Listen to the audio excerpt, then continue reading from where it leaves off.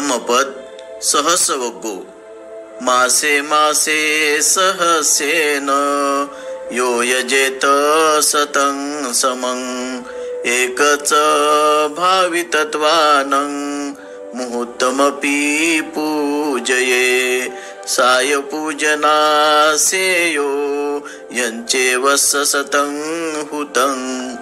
तो कोणी दर महिन्याला सहस्त्र नाण्यांनी 100 वर्षे यज्ञ करील आणि तो जर भाविताची मूर्तभर पूजा करील तर ती पूजाच त्या 100 वर्ष केलेल्या हवनापेक्षा श्रेयस्कर होय।